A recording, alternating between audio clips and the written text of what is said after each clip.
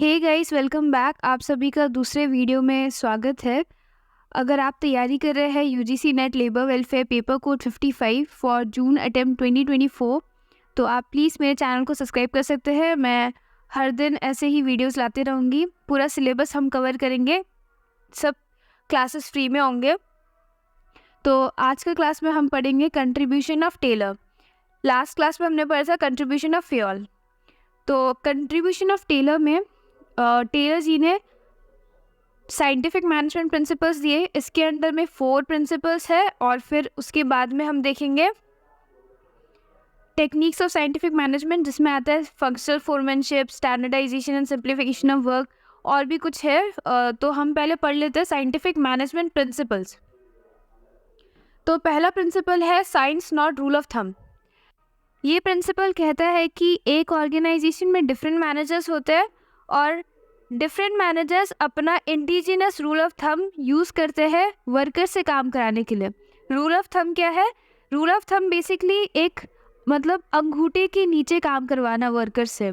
तो टेलर ने कहा कि सब अपना अपना जो मेथड फॉलो करते हैं वो सभी तो इक्वली इफेक्टिव नहीं होंगे।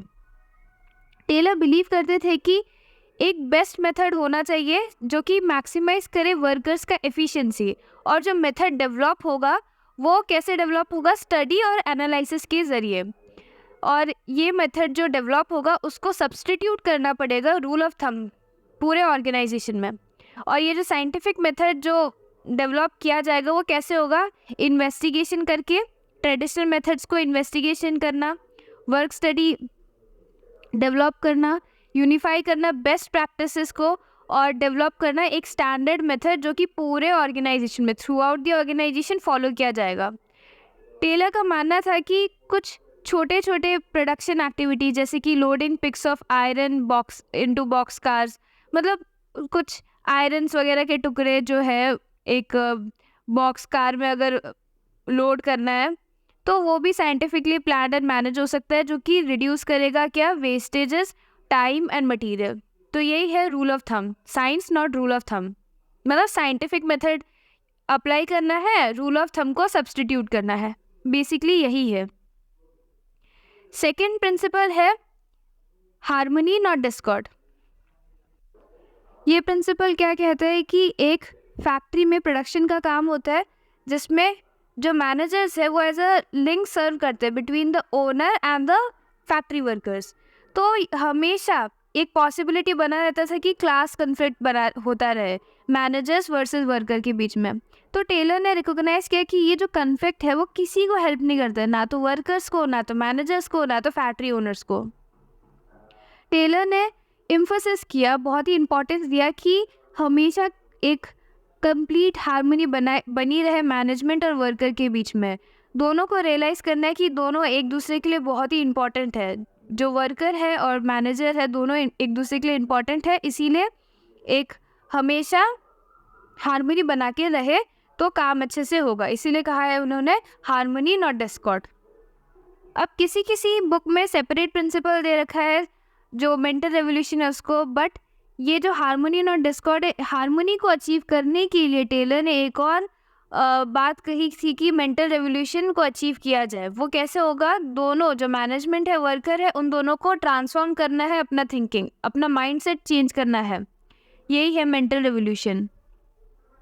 तो जब दोनों का थिंकिंग चेंज हो जाता है तो ऐसे सिचुएशन में ट्रेड यूनियन जो है, जो वर्कर्स को रिप्रेजेंट करते हैं, वो भी नहीं सोचेंगे कि वो स्ट्राइक पे जाए, और ऐसे ही दोनों अच्छे से काम कर पाएंगे, हार्मनी बना रहेगा।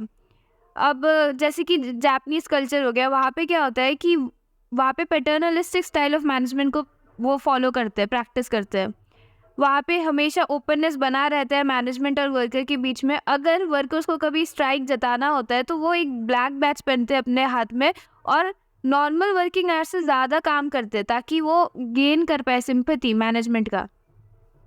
तो यही है मेंटल रेवोल्यूशन के बारे में टेलर जी ने कहा है। फिर और एक प्रिंसिपल है कोऑपरेशन नॉट इंडिविजुअलिज्म। ये प्रिंसिपल एक्सटेंशन है हार्मनी नॉट डिस्कॉर्ड का। इसमें क्या कहा है कि कंपटीशन को रिप्लेस करना है कोऑपरेशन से, दोनों को कोऑपरेट करके काम करना है, मैनेजमेंट और वर्कर को। कैसे करेंगे? मैनेजमेंट को हमेशा अपने कान वगैरह खुले रखने चाहिए कंस्ट्रक्टिव सजेशंस के लिए। अगर एम्प्लॉयज़ कुछ भी ऐसे सजेशंस देते हैं जिससे जिससे प्रोडक्शन में वेस्टेज वगैरह रिड्यूस हो, और at the same time workers को डिसिस्ट करना चाहिए, अनरीजनेबल डिमांड वगैरह नहीं करना चाहिए, स्ट्राइक्स वगैरह में नहीं जाना चाहिए अननेसेसरी जो है। तो इससे क्या होगा कि मैनेजमेंट और जो वर्कर है दोनों के बीच में कोऑपरेशन बना रहेगा।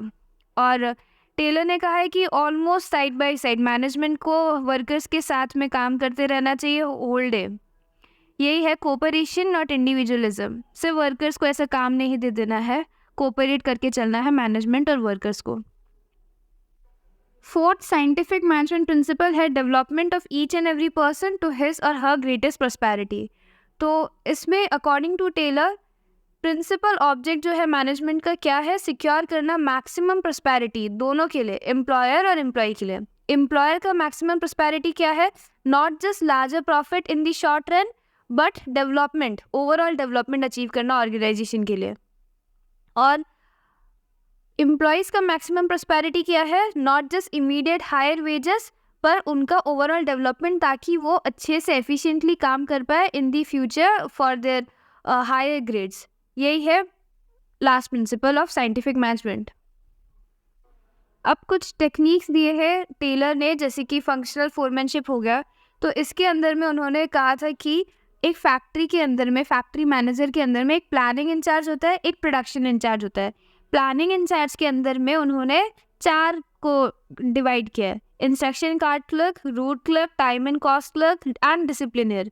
और प्रोडक्शन इंचार्ज के अंदर में उन्होंने 4 वर्कर्स को डिवाइड किया है: speed boss, gang boss, repair boss और इंस्पेक्टर। ऐसा क्यों किया है उन्होंने देखा कि एक ऑर्गेनाइजेशन में एक पर्टिकुलर वर्कर के अंदर में सारे क्वालिटीज़ नहीं होते हैं कि किसी को हो सकता है अच्छे से रिपेयरिंग आता हो, किसी को हो सकता है वो टाइम मैनेजमेंट अच्छा से करता हो, किसी को हो सकता है वो अच्छे से इंस्पेक्शंस में अच्छे से काम करता हो। तो उन्होंने कहा कि ये सारे क्वालिटीज़ एक बंदे के पास नहीं हो सकते, इसीलिए उन्होंने प्लानिंग इंचार्ज के अंदर में 4 बंदों को डाल दिया, प्रोडक्शन इंचार्ज के अंदर में 4 बंदों को डाल दिया, ताकि स्पेशलाइजेशन बना रहे। अब इंस्ट्रक्शन कार्ड क्लर्क क्या करता है? नाम से पता चल रहा है इंस्ट्रक्शन कार्ड क्लर्क। तो वो क्या करता है? ड्राफ्ट करता है इंस्ट्रक्शन को। फिर आता है रूट क्लर्क। रूट क्लर्क क्या करता है? स्पेसिफाई करता है रूट ऑफ प्रोडक्शन। फिर टाइम एंड कॉस्ट क्लर्क क्या करते हैं? प्रिपेयर करता है शीट। फिर डिसिप्लिनरी क्या करता है कि वो मेंटेन करता है discipline in the work place. फिर प्रोडक्शन इंचार्ज के अंदर में आता है स्पीड बॉस। स्पीड बॉस से नाम से क्या पता चल रहा है कि वो टाइमली कंप्लीशन ऑफ वर्क के लिए वो रिस्पॉन्सिबल है, वो बॉस है स्पीड बॉस, मतलब टाइमली कंप्लीशन हो काम। फिर गैंग बॉस क्या करता है? मशीन और टूल को रेडी करता है। फिर आता है रिपेयर बॉस क्या करता है कि वो इंश्योर करता है कि वर्किंग कंडीशन में जो मशीनरी वगैरह है वो अच्छे से वर्क कर रहा है कि नहीं, टूल्स वगैरह अच्छे से मेंटेन है कि नहीं, वो प्रॉपर वो देखता है वर्किंग कंडीशन कैसा है मशीन और टूल्स का। फिर आता है इंस्पेक्टर क्या करता है? चेक करता है कि क्वालिटी क्या है वर्क का। वो उसका यही काम है कि वो इंस्पेक्ट करे, वो क्वालिटी ऑफ वर्क को चेक करे। फिर कुछ और टेक्निक्स ऑफ साइंटिफिक मैनेजमेंट है, जैसे कि standardisation and simplification of work. तो स्टैंडर्डाइजेशन से क्या पता चलता है कि किसी भी काम का, किसी भी चीज़ का, बिजनेस एक्टिविटी का बेंचमार्क को बना के रखना, बेंचमार्क सेट करना, उसी को कहते हैं स्टैंडर्डाइजेशन। जैसे कि कुछ भी हो सकता है, रॉ मटेरियल हो गया, टाइम हो गया, प्रोडक्ट हो गया, मशीनरी हो गया, मेथड हो गया, या फिर वर्किंग कंडीशन। तो इन सब के लिए एक बेंचमार्क सेट करने को हम कहेंगे स्टैंडर्डाइजेशन। और सिंप्लीफिकेशन क्या होता है कि जो अननेसेसरी जो डाइवर्सिटी होती है प्रोडक्ट्स वगैरह में, उसको एलिमिनेट करने को हम सिंप्लीफिकेशन कह सकते हैं। तो उसमें साइज़ हो गया, डायमेंशंस हो गया, वेराइटीज़ हो गया, अलग अलग टाइप्स की, उन सबको एलिमिनेट करना और सिंप्लीफिकेशन बना के रखना, ताकि हमारा कॉस्ट, फिर लेबर, मशीनरी, टूल्स वगैरह सेव हो। यही है स्टैंडर्डाइजेशन एंड सिंप्लीफिकेशन। फिर आता है मेथड स्टडी में क्या है? इस प्रिंसिपल में क्या है कि एक वन बेस्ट मेथड को आइडेंटिफाई करना है जिससे हम काम कर पाए।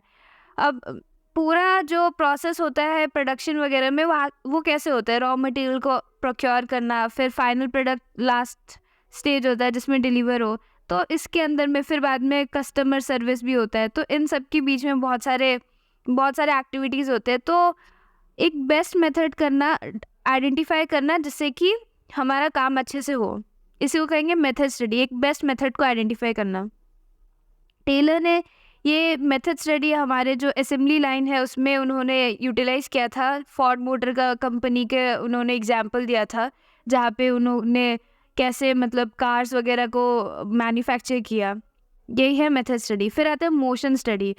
ये टेक्निक बोलता है कि एक वर्कर जब फैक्ट्री में काम करता है तो अननेसेसरी अगर मूवमेंट्स होते हैं, जैसे कि वेट लिफ्टिंग हो गया या फिर कुछ भी मशीन वगैरह को उठाना हो गया, चेंज करना पोजीशन, सिट बैठना, इधर से उधर सामान लेके आना जाना, इन सब में बहुत टाइम वेस्ट होता है। तो उन सब टाइम को बचा के रखने को कहते हैं मोशन स्टडी, मतलब अननेसेसरी मूवमेंट्स को एलिमिनेट करना, इसी को कहेंगे हम मोशन स्टडी। फिर आता है टाइम स्टडी। टाइम स्टडी क्या करता है, डिटरमाइन करता है एक पर्टिकुलर वर्कर का एक पर्टिकुलर जॉब में कितना टाइम लग रहा है। ये सब कुछ फैक्टर्स पे डिपेंड करते हैं, जैसे कि फ्रीक्वेंसी ऑफ द टास्क है, कितने पेस पे हम काम करा रहे हैं वर्कर से। फिर ये जो ऑब्जेक्टिव है टाइम स्टडी का क्या है, डिटरमाइन करना कि कितने वर्कर्स एम्प्लॉयड होंगे, एक काम को फुलफ़िल करने में कितना टाइम लग रहा है, इसीलिए कितने वर्कर्स एम्प्लॉयड होंगे, उनको कितना इंसेंटिव देना है, फिर लेबर का कॉस्ट कितना होगा, ये सब डिटरमाइन करने में हेल्प करता है टाइम स्टडी। फिर आता है फैटिग स्टडी। फैटिग स्टडी से क्या पता चलता है, थकान, एक वर्कर को हमें कितना रेस्ट इंटरवल देना चाहिए for completing a particular task. फिर आता है डिफरेंशियल पीस वेट सिस्टम। तो इसमें टेलर ने डिफ्रेंशिएट करने के लिए कहा between the home efficient and inefficient workers के बीच में। इसमें उन्होंने कहा कि फैक्ट्री में हम एक पीस रेट प्लान अडॉप्ट कर देते हैं, जहाँ पे 2 पीस रेट सिस्टम होंगे। एक होगा higher rate for those workers जो कि प्रोड्यूस करेंगे स्टैंडर्ड आउटपुट से ज़्यादा, और एक लोअर रेट जो फॉर दोज वर्कर्स जो कि प्रोड्यूस करेंगे स्टैंडर्ड आउटपुट से कम। अगर एक वर्कर स्टैंडर्ड आउटपुट से ज़्यादा प्रोड्यूस करता है तो उसको हायर वेजेस मिलेगा, और जो वर्कर स्टैंडर्ड आउटपुट से कम प्रोड्यूस करता है उसको लोअर वेजेस मिलेंगे। यही है डिफरेंशियल पीस रेट प्लान। तो बेसिकली इस सिस्टम का ऑब्जेक्टिव क्या था कि जो वर्कर्स स्टैंडर्ड आउटपुट से नीचे प्रोड्यूस कर रहे हैं उनको एक मोटिवेशन देना कि वो ज़्यादा प्रोड्यूस करें ताकि उनको हायर रेट्स मिले। इतना ही इस डिफरेंशियल पीस रेट प्लान का ऑब्जेक्टिव था। That's all for today's video guys. अगर आपको वीडियो अच्छा लगा तो प्लीज़ लाइक करना, शेयर करना, सब्सक्राइब करना, और फिर कमेंट करके बताना कि वीडियो कैसा लगा। मैं और भी क्लासेस लेके आती रहूँगी। प्लीज़ आप चैनल सब्सक्राइब कर दीजिएगा क्योंकि न्यू ही चैनल है, ज़्यादा रीच नहीं होगा। और हम आने वाले क्लासेस में पढ़ने के बाद बताएंगे कि क्या क्या प्रीवियस ईयर क्वेश्चंस थे, वो सब भी सॉल्व करेंगे। तो आप प्लीज़ मेरे चैनल के साथ बने रहे, जुड़े रहे, और तब तक के लिए अलविदा। Take care and see you guys in the next video.